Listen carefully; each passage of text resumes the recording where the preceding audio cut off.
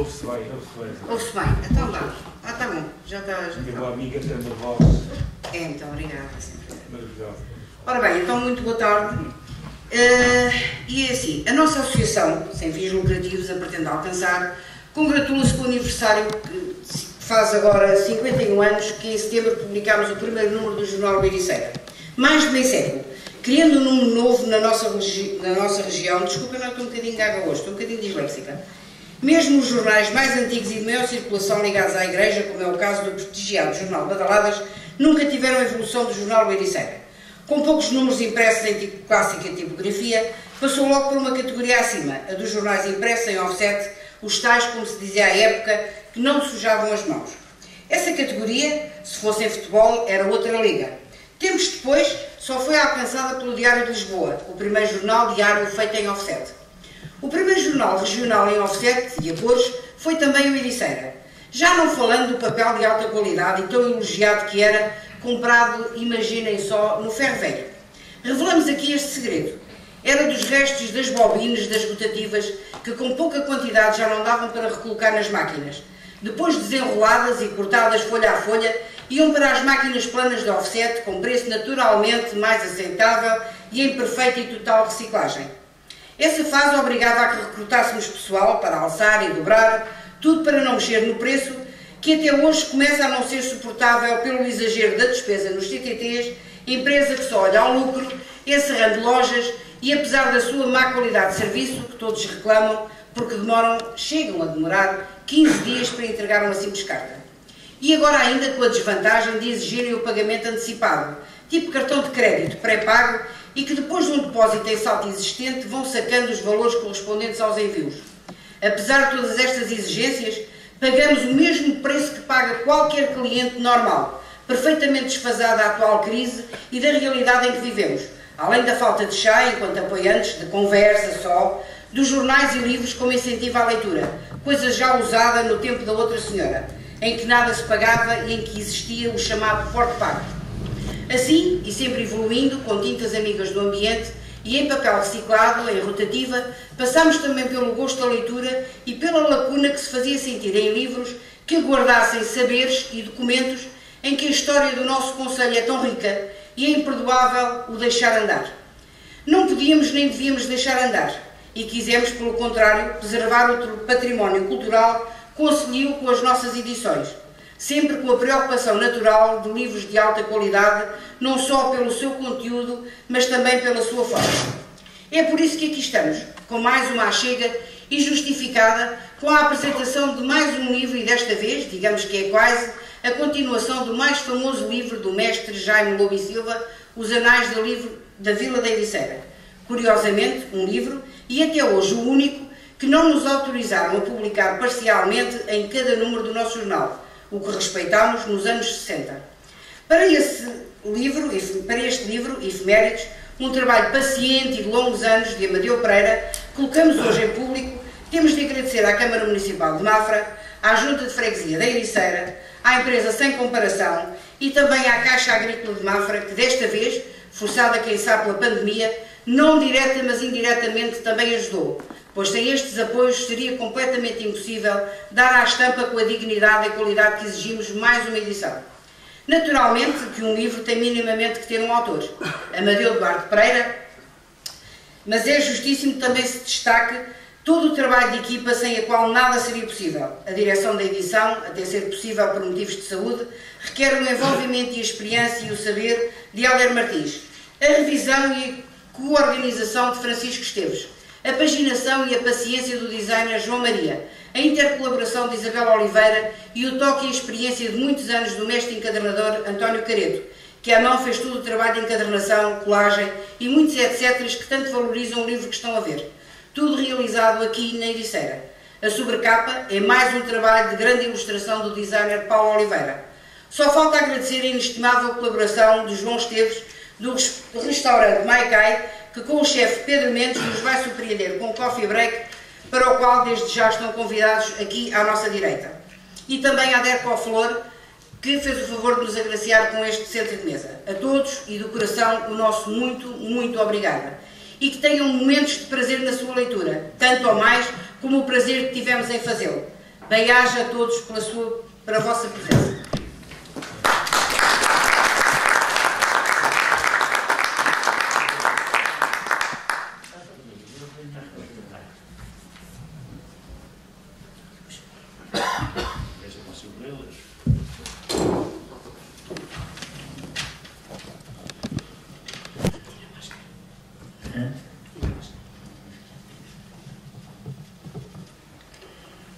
Ora, Sr. Presidente da Câmara, Sr. Vice-Presidente, Sr. Presidente da Junta, meus senhores e minhas senhoras, hoje para mim é um dia muito especial, é óculos a mais.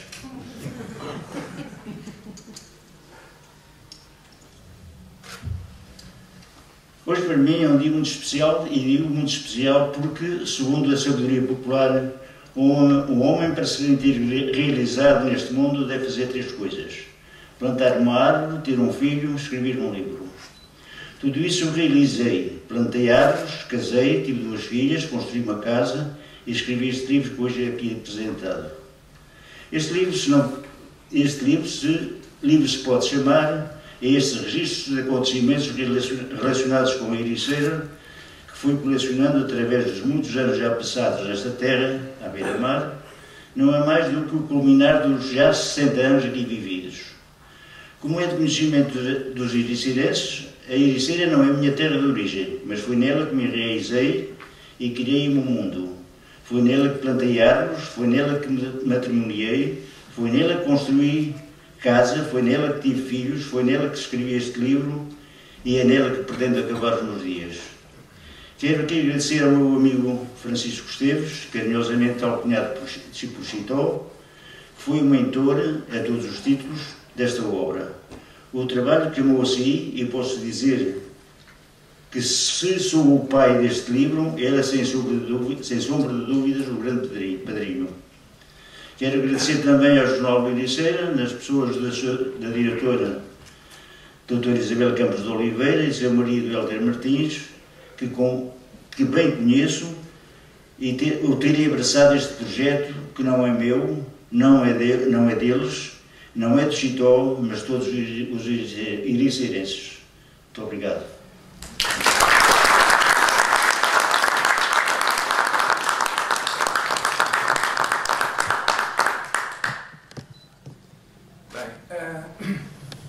Obrigado, Amadeu, por falar. Volta o microfone. Ir para lá o micro. Ó Isabel, tenha um microfone. Vai terminar. Bem, como tudo, este livro tem uma história. A história é que o Amadeu não queria publicar o livro. Eu conhecia o texto e utilizei-o algumas vezes nos trabalhos que já publiquei. O Amadeu reservava o texto para nunca ser publicado. Achava que era um repositório e um diário dele que as pessoas não deviam ter conhecimento, mas eu lutei sempre contra essa ideia, porque o texto tem qualidade, é um registro anuarístico e diarístico no seguimento do que Jaime Lobo e Silva fez até os anos 32, e o Amadeu teve uma preocupação fundamental. O Amadeu não repete nenhuma entrada neste livro que tenha já sido publicada nos anais, na edição original ou na segunda edição que foi complementada com ele, com as notas originais do Lobo e Silva. Isto é, a segunda edição tem uma série de acrescentos até 1943, porque a edição original terminava em 32, de 32 a 43 são notas que o Amadeu teve acesso originais de Jaime Lobo e Silva e que estão nessa segunda edição.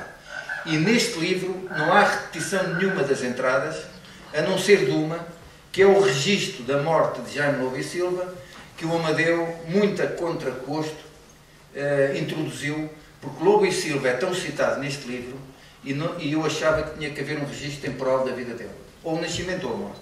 E, portanto, registou-se aqui a morte, é a única entrada repetida, porque na segunda edição dos Anais existe uma nota acrescentada pelo Amadeu sobre a morte e o nascimento de Jaime Lobo e Silva, nessa segunda edição dos Anais da Ericeira. Portanto, por aqui vocês vão ter um trabalho totalmente inédito em termos do que foi publicado por Jaime Lobo e Silva. É um registro que vai desde o século XIII, se não me engano, até ao século XX. E até 8 de julho de 2020. Portanto, é um trabalho atualíssimo, cheio de recordações de acontecimentos importantes. Devo-vos dizer que, por exemplo, até ao século XVII, as preocupações destas entradas focam-se no regime religioso. Talvez à semelhança do que Jaime Loubeiro Silva fez, no século XVII, no século XVI, os acontecimentos mais importantes da Ericeira eram do foro religioso. A partir do século XIX, começa-se a ter a introdução de toda a atividade económica, da atividade cultural, da atividade de entretenimento e de várias atividades religiosas e socioculturais, de um modo geral. Como vocês sabem, a Ericeira tornou-se terra turística somente a partir do século XIX, portanto é no fim do século XIX que a praia de Banhos começa a ser frequentada pela burguesia, pela alta burguesia de Lisboa, pelo alto clero e pela rainha e pelos nobres. Até metade do século XIX praticamente não registramos entradas nem de banhistas, nem de outra atividade turística.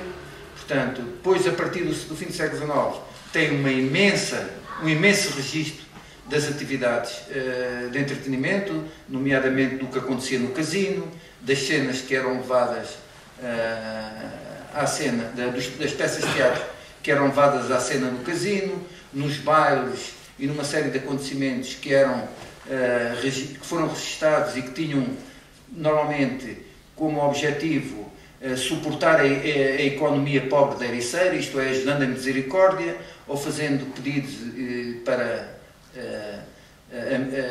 os pobres. Portanto, toda essa atividade da alta burguesia que vinha aqui a Banhos tinha aquilo que se diz uma atividade de mecenato que não é vista hoje na sociedade portuguesa. Portanto, a sociedade portuguesa no século XIX e no princípio do século XX exercia um certo mecenato sobre a população da Ericeira, retribuindo-lhe dinheiro e bens em troca do bom tempo que passavam aqui na Ericeira na época em que vinham a Banhos. Depois é importante para mim, por exemplo, anotar que estas são as preocupações do Amadeu. Outro autor teria registado acontecimentos com outra ênfase e até de outro foro. No entanto, o Amadeu, que viveu aqui, experienciou muitos destes factos. E isto é o interessante disto, porque há aqui uma parte que é um trabalho de arquivo, um trabalho de investigação no arquivo ericeirense, isto é, no arquivo Museu da Santa Casa, mas há aqui uma série de notas que são a experiência viva do Amadeu. Aquilo que ele considerou importante que aconteceu na Ericeira enquanto ele foi ator ativo da vida ericeirense. E espero que continue a ser por muitos e bons anos. E, portanto, finalmente eu regozijo-me com a existência do livro, porque eu andei vários anos a massacrar o Amadeu, a ter-me para que as efemérides fossem publicadas, e eu duvidei sempre que elas fossem publicadas até a existência do objeto real. E eu finalmente tenho aqui o objeto real e sei que as efemérides vão estar disponíveis para o conhecimento de toda a gente que se dê ao trabalho de ler. Eu, como ericeirense, tive imenso prazer em ler muitas notas. Encontrei aqui muita gente da minha família em situações boas, outras em situações menos boas. Como vocês sabem, o regime político anterior ao 25 de Abril, encabeçado pela União Nacional, teve forte implementação na Ericeira, isto é, as figuras do regime vinham a Banhos à Ericeira. Praticamente todas as pessoas célebres ou notáveis da Ericeira, incluindo comerciantes, incluindo médicos, engenheiros, qualquer pessoa que fosse natural da Ericeira e que tivesse um cargo notável, pertenceu à União Nacional. Eu digo isto porque há um ericeirense que eu estimo muitíssimo, que é o Dr. Bento Franco, e que aparece aqui várias vezes a encabeçar atividades da União Nacional, sendo ele mesmo um repositório e um peão avançado da União Nacional. Eu acho que da União Nacional, não? Da União Nacional, exatamente. E, portanto, eu acho que nós não devemos julgar as pessoas hoje à luz dos acontecimentos passados. Eu acho que na história de hoje nós não devemos remeter os nossos conceitos para os conceitos históricos destes agentes que viveram um tempo, uma cultura e uma moral diferente da nossa. E hoje isso está em moda. Hoje queremos castigar e pedimos perdão pela escravatura, quando eu acho que nós não devemos pedir perdão nenhum por escravatura, porque os romanos escravizaram-nos a nós, iberos, nas galés, e não temos hoje que pedir que os italianos peçam perdão porque nós fomos escravos nas galés. Portanto, eu não estou de acordo com revisões da história. E o Amadeu tem aqui um registro fiável, um registro real. Inclusive encontrei tios meus, membros da União Nacional, e a subscreverem textos e a apoiarem textos da União Nacional. Isso não tem mal nenhum. As pessoas viveram naquele tempo, era assim que se sentiam importantes, estavam integradas na sociedade, e é assim que nós que os temos a aceitar, e é assim que nós que os temos que compreender. Depois, há muitos factos interessantes que eu queria aqui realçar. Por exemplo, andei muito tempo à procura das fábricas de conservas que existiram na Ericeira, conservas em molho, isto é, conservas de sardinha. Vocês têm aqui o repositório nas páginas 211, 127, 128, 129 e 131 da atividade conserveira na vila. Eu, por exemplo, vou só ler um pequeno extrato na página 127, penso eu, para verem a riqueza deste texto.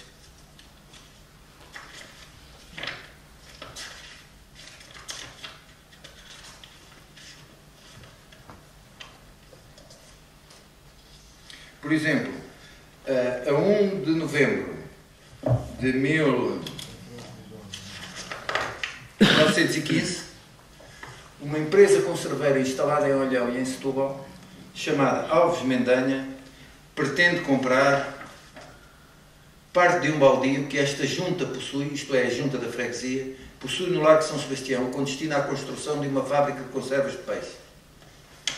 Ora bem, esta fábrica de conservas de peixe existiu de facto no que hoje é o Jardim de São Sebastião, chamava-se Alves Mendanha e Companhia, era a fábrica Aurora, e portanto depois ao longo do livro vocês têm um registro da evolução da fábrica Aurora.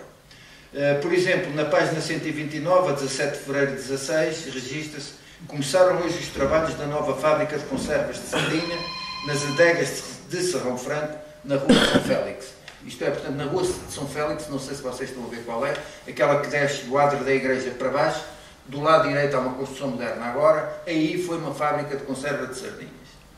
Depois começou a elaborar a fábrica de conservas de sardinhas Formigal, outra fábrica, portanto, emprega 8 soldadores e cerca de 30 mulheres, estas ganham 30 reis por cada hora de trabalho.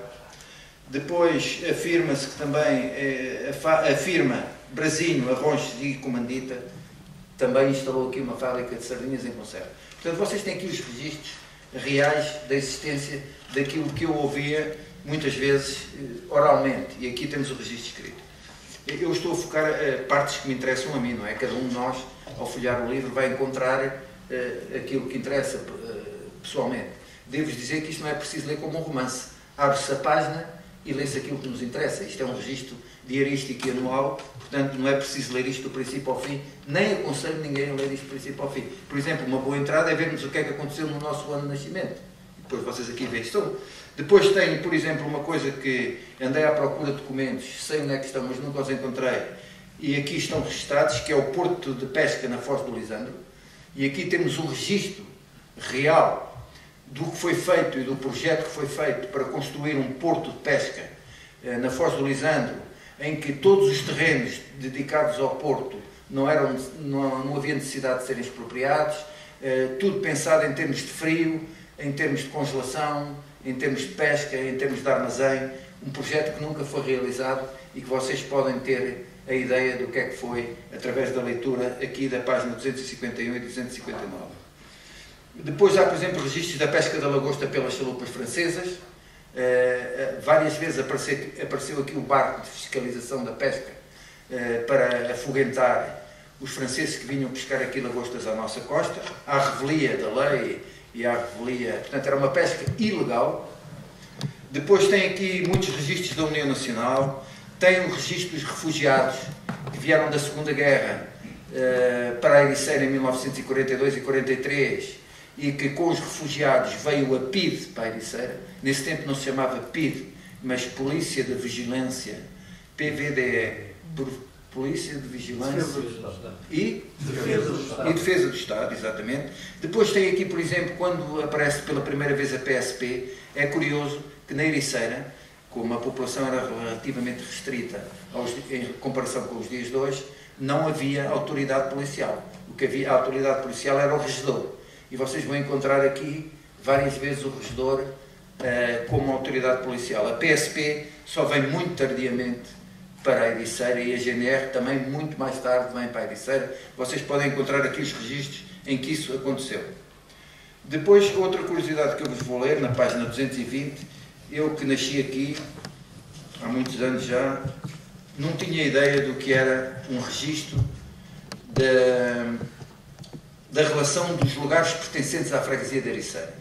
É uma relação feita por Jaime Lobo e Silva, que o Amadeu faz-nos o favor de transcrever, e diz assim: na Ericeira existiam os seguintes lugares: a Abadia com 2 prédios, a Camarneira, que eu não sei onde é que é, com 3 prédios, a Casa Nova, sei, o Casal da Camacha, o Casal da Ribeira da Baleia também conheço, o Casal do Barril também, o Casal do Cordeiro, o Casal do Mato da Cruz. Hoje o Mato da Cruz está integrado na Ericeira, ao pé da escola Bento Franco, o Casal do Piolho, o Casal do Querido, o Casal dos Leitões, o Casal Esteval, o Casal de Saloio. A Ericeira Vila tinha 94 prédios, o Estrela, a Fonte Boa da Brincosa com 9 prédios, a Fonte Boa dos Naves com 79 prédios, a Lapa da Serra, o Moinho Novo é o Moinho do Feijão, que encontram ali logo à entrada dos supermercados. Aquele Moinho do Feijão tinha 2 prédios, o Outeirinho, Pocinhos, Quinta dos Loureiros, hoje em dia é uma urbanização integrada na Ericeira, o Romeirão, Seixal, Casal do Porto Revés, que é onde está hoje instalado o Hotel de Turismo da Ericeira, e portanto havia um total de 1138 prédios na Ericeira e 1157 fogos, em 1940. É um registro que nos permite comparar com a dimensão que a Ericeira atingiu hoje em nível urbanístico. Depois tem uma expedição interessante, que a maior parte de vocês conhecerá certamente, que foi a expedição, saiu daqui em 1818, um conjunto de 101 ericeirenses para formar uma colónia no Brasil chamada Nova Ericeira. Essa colónia no Brasil, chamada Nova Ericeira, chama-se hoje Porto Belo, em Santa Catarina. E vocês têm aqui um registro exatamente fiel e fiável de toda a gente que foi nessa galera chamada Conde de Peniche, em 1818. Esse registro está na página 32 e diz aqui assim: em 1818, a 18 de fevereiro, um oficial de Lisboa desloca-se à Ericeira a fim de sondar os pescadores locais se estariam interessados em ir para o Brasil para ali fundarem uma colónia de pescadores. A 27 de fevereiro, reparem, 9 dias depois, uma lista com o nome de 101 pessoas ericeirenses destinadas ao Brasil foi pregada na porta da igreja. A 25 de março, um aviso régio de Dom João VI torna oficial a ideia sugerida por Justino José da Silva, que acontece ser meu pentavô. Só mais tarde é que descobri que este senhor, que foi muito ativo na Ericeira e na fundação desta colónia do Brasil, é meu descendente direto por via paterna. Como? Ascendente, perdão. Portanto, natural da Ericeira, que havia sido juiz, procurador da Rainha Dona Maria e continua a exercer grande influência no reinado daquele rei, de criar uma colónia de ericeirenses no estado de Santa Catarina, no Brasil. A galera Conde de Peniche, a 11 de maio, aponta ao Rio de Janeiro com destino à Enseada das Garopas, transportando 101 ericeirenses, homens e mulheres, para ali fundarem uma colónia de pescadores. Em 28 de maio, a mesma galera arribou à Enseada das Garopas, onde foi recebida pelo comandante Miguel de Melo e Alvim e o governador da capitania. E depois descreve aqui as doações de terras que foram feitas a cada um dos colonos. Devo-vos dizer que levava médico, levava padre, levava uma comunidade completa. Este Justino José da Silva foi um grande, digamos, armador jagós e que tinha influência junto à rainha e conseguiu então deslocar estes 101 colonos para fundar o que é hoje a cidade de Porto Belo. Se alguém puder algum dia ver, vale a pena, porque ainda há muitos registros da cultura jagós naquela área. E não vos vou cansar mais. Depois tem os registros dos refugiados, tem tem outros registros interessantes que eu chamo a atenção, que é o Caminho de Ferro. O Caminho de Ferro, um grupo de americanos pensou fazer o Caminho de Ferro de Mafra à Ericeira, ou seja, em 1889. Isto está descrito na página 71. Depois, um Caminho de Ferro pensado de Alverca à Ericeira, passando por Louros e por Mafra, em 1902. Depois, um Caminho de Ferro, o prolongamento da linha de Sintra até a Ericeira, pensado em 1919, na página 140. E, finalmente, o famoso Caminho de Ferro Carriche-Ericeira, portanto, vinha desde a calçada de Carriche até a Ericeira, terminando na Foz do Lisandro, e vocês têm várias descrições do andamento deste projeto ao longo das entradas deste livro. Depois têm também várias histórias sobre o restabelecimento da Ericeira. Nós, ericeirenses, de uma maneira geral, não nos conformamos com continuar a ser uma freguesia do Concelho de Mafra, isto é conhecido. Portanto, tivemos 3 movimentos para tentar restabelecer o Concelho de Ericeira. Isso aconteceu, primeiramente, em 1927, e está na página 166, e eu desconhecia. Este movimento de 1927 eu desconhecia absolutamente. Depois conhecia os movimentos seguintes, que estão na página 249, e que aconteceram em 1946, e de 1946 até 3 ou 4 anos posteriores, e finalmente a REM, que foi nossa contemporânea em 1995. Eu não vos maço mais. O livro pesa 850 gramas, portanto é bem suportável por uma mão, ou por 2 mãos, 850 gramas de leitura muito perfeita. Quero agradecer ao Hélder Martins, porque a história começa assim, só em termos de registro histórico. Sentei-me um dia com ele no Pão na Vila e disse ao Hélder: precisamos de publicar as efemérides escritas por Amadeu. E o Hélder nem pensou, nem hesitou, disse-me: sim, senhor. E depois procurei apoio junto do Presidente da Câmara de Mafra, também foi aberto a toda esta situação, e a essas pessoas eu devo agradecer, e ao Amadeu, porque finalmente eu consegui desbravar um caminho que estaria destinado a ficar recolhido nos seus papéis. Muito obrigado, Amadeu, acima de tudo, muito, muito obrigado.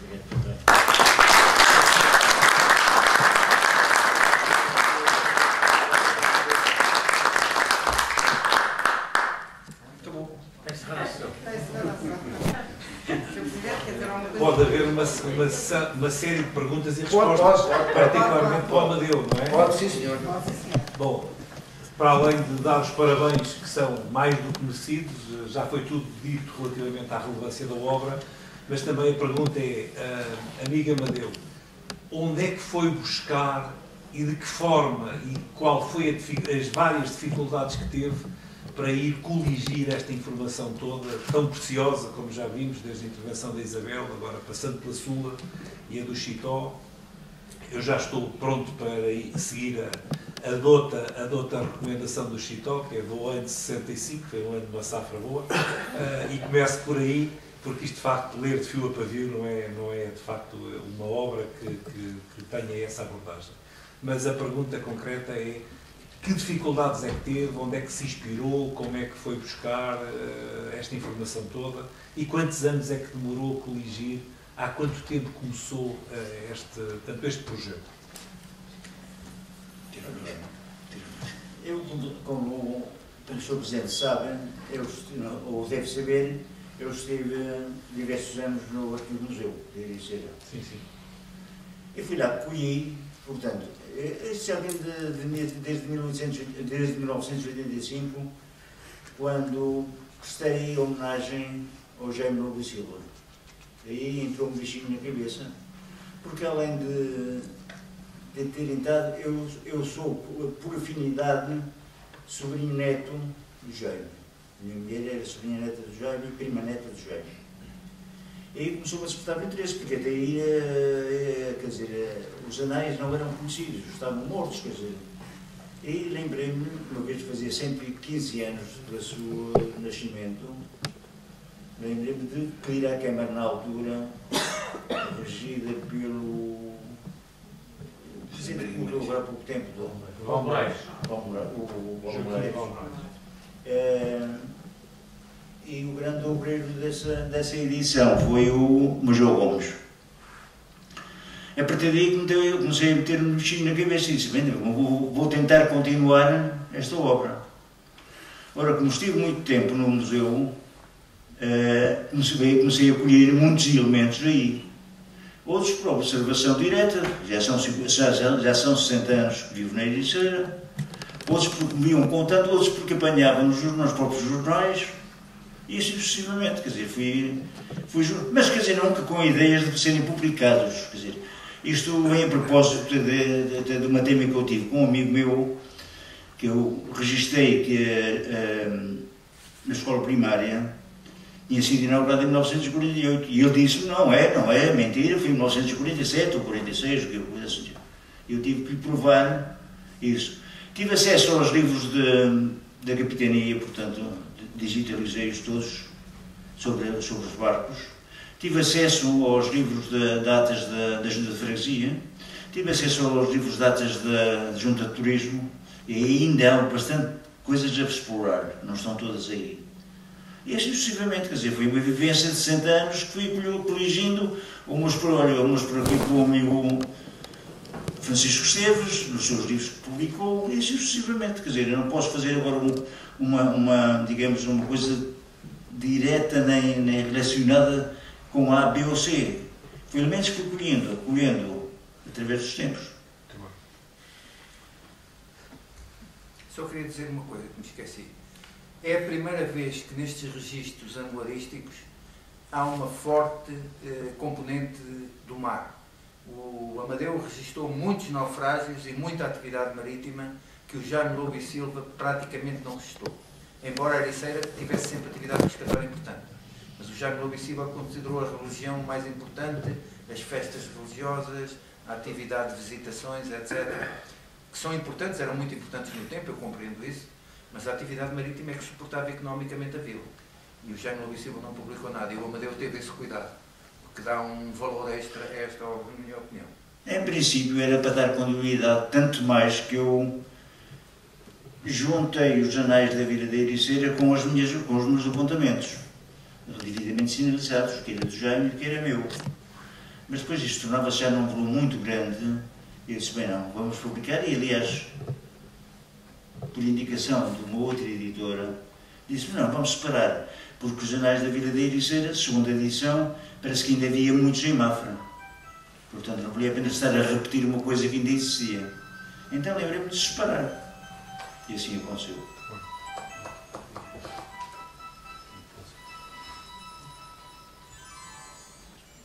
Pronto, não havendo mais perguntas, vamos desfrutar de um novo chefe da Ericeira, que tem um restaurante, acho eu, que é ao pé do Vilamongue, não é?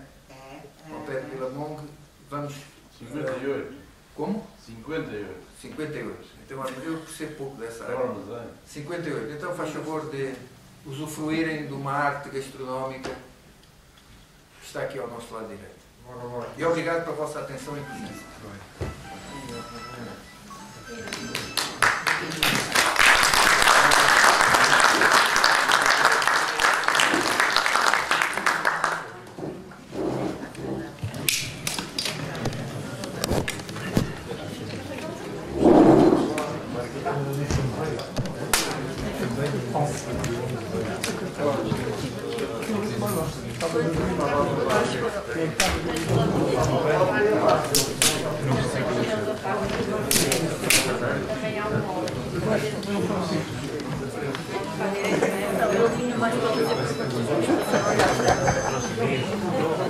Então, a nota vai ser embora, não percebeu o que é.